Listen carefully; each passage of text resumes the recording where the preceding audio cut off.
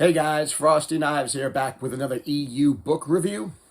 And today we're going to be talking about the very excellent prequel novel to Revenge of the Sith, and that is James Luceno's Labyrinth of Evil, the must-read prequel novel to the movie. And I gotta say right off the top of the bat, this was an excellent novel. This was a 5-star read.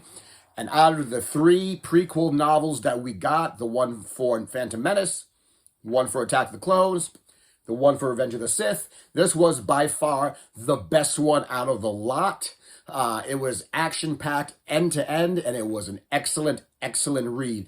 And it's interesting that we started this journey way back in January. The very first novel we read was a James Luceno novel, the 5-star Darth Plagueis, and here we are at the end of this year journey that we've taken so far with another 5-star James Luceno book, Labyrinth of Evil. So let's get the particulars out of the way. This book was published 2005, and it clocks in at 362 pages. James Luceno had a lot of dialogue with Matthew Stover, who wrote the novelization of Revenge of the Sith, and he had access to the script for the movie, so he wanted to make sure that what he was writing was lining up with what Stover was going to write and what was actually going to show up in the movie. And so he did an excellent job tying his book into that. So what was the story about?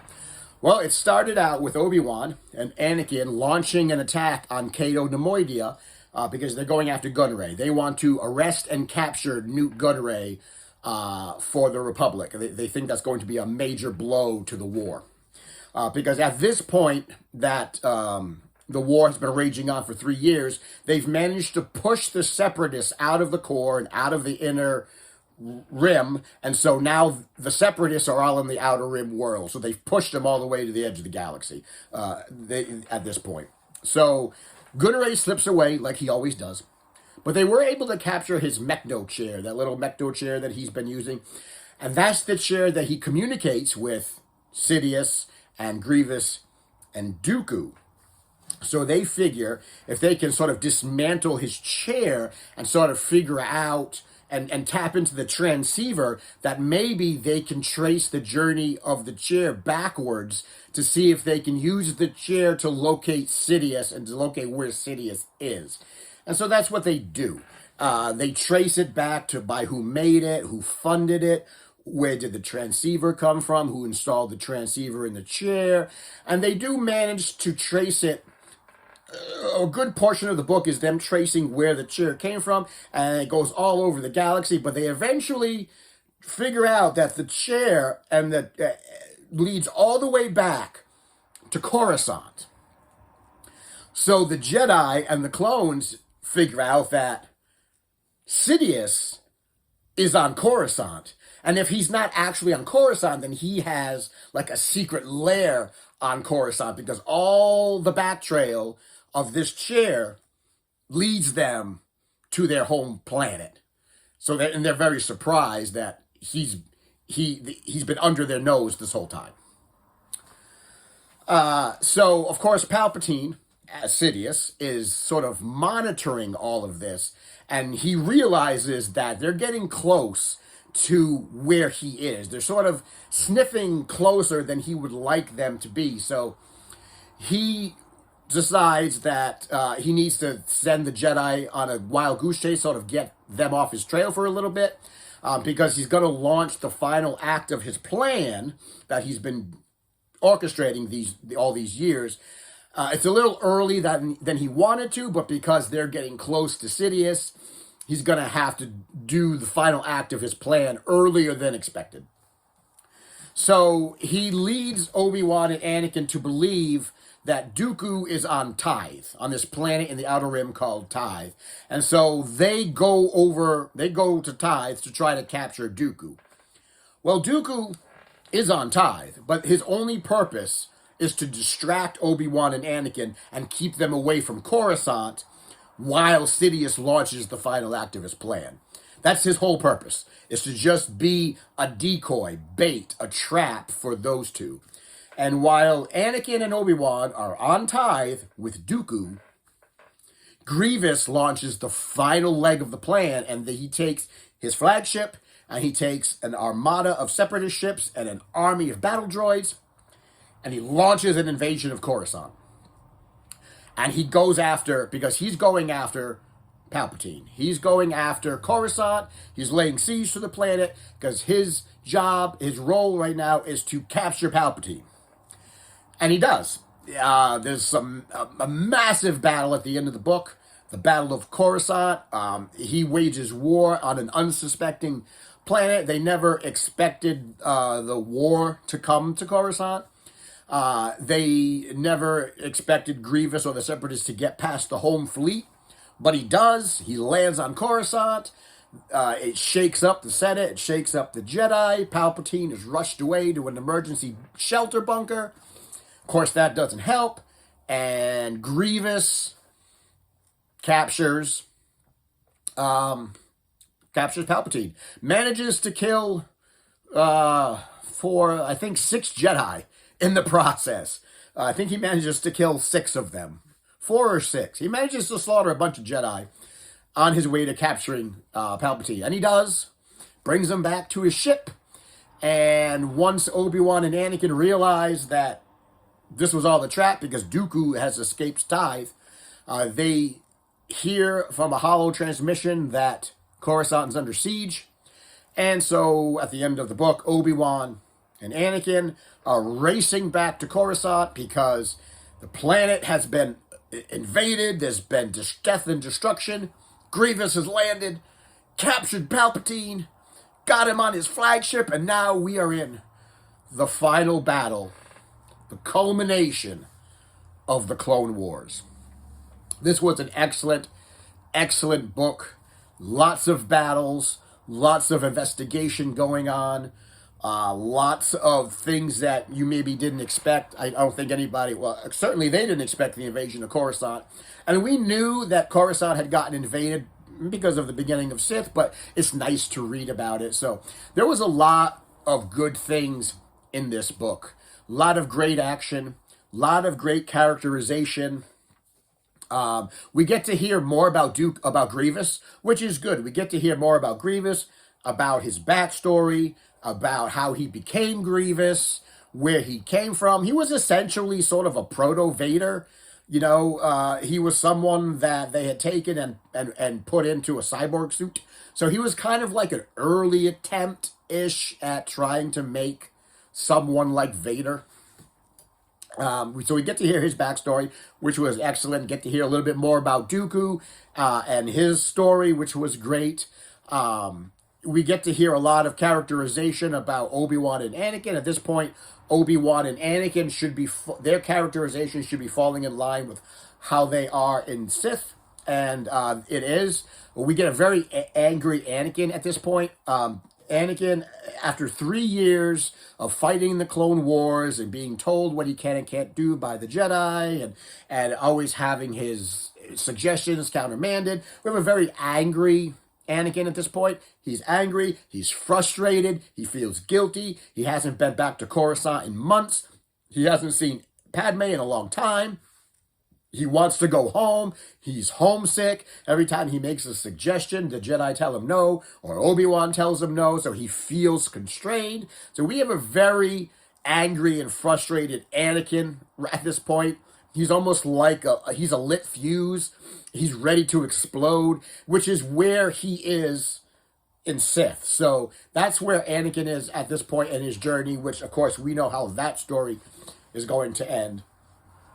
What really interests me about the whole thing was that, and I find it sort of amazing that he was able to do this, was that Palpatine was able to keep his alter ego separate all these decades.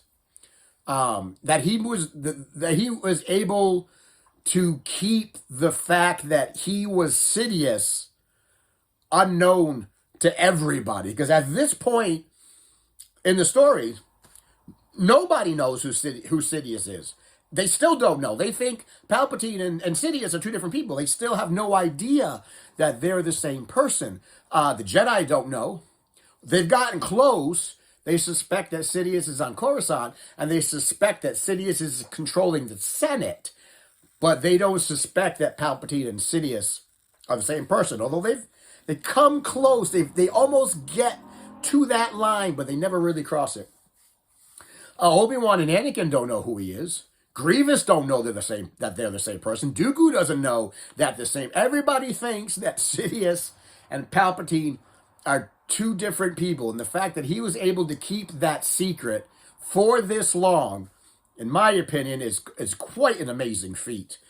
I mean, even Grievous was talking and mentioning that, why don't we just kill Palpatine? He doesn't understand why Sidious wants him to capture Palpatine. Why not just kill him? We don't need him. We could just kill Palpatine and the Republic will crumble. And Sidious is like, no, you can't. You got to keep him alive. We need him for the rest of my plan. Yeah, of course you need him. You kill Palpatine, it's the end of the story, right? And you can't. But even Grievous and Dooku were like, why do you want Palpatine? He's worthless. He's useless. He's weak. He's a politician. He just kill him. So I thought that was funny. One person, though, in the story, as they're backtracking where the chair came from, and as they are investigating on Coruscant, there is one lone clone trooper, Captain Dine, who does actually make it all the way to the end and actually figures out who Sidious is. There's a scene towards the end of the book where Dine is chasing that trail, and it comes to this door, this locked door, and he opens it up, and the book never says who he sees, but he sees somebody, and Dine says, I know who that man is. I recognize him. And he says to himself, the Jedi was right. The corruption does go all the way to the top. And then, of course, he dies, right? Because he has to. He has to die. So out of the entire cast of characters, one lonely clone trooper, Captain Dine, figures it out, finally, who Sidious actually is, that he's Palpatine, and then, of course, he dies. So, that was kind of funny. So that's what I find so amazing about this entire convoluted and contrived war. All these pieces are moving, and Sidious is manipulating these people and that people and this person and these groups and this planet. He's making all this massive chess games going on, and through all of it, he was able to conceal his identity for 20 years, for decades. Nobody figured it out. Nobody. Not even the wise Yoda, who, and that just goes to show how complacent and arrogant the Jedi in this time period have gotten, because they knew that Sidious was on Coruscant. They knew that Sidious controlled the Senate because Dooku told them the truth. They knew that the corruption went all the way to the top, but they never made the connection. They couldn't make the connection that somebody like Palpatine could possibly be a Sith Lord. And that is, to quote Mace Windu, that's the Jedi's shadow point. Their complacency and their arrogance, that they couldn't look beyond that. That's what actually will lead to the downfall of the Republic and the Jedi, which we will get to.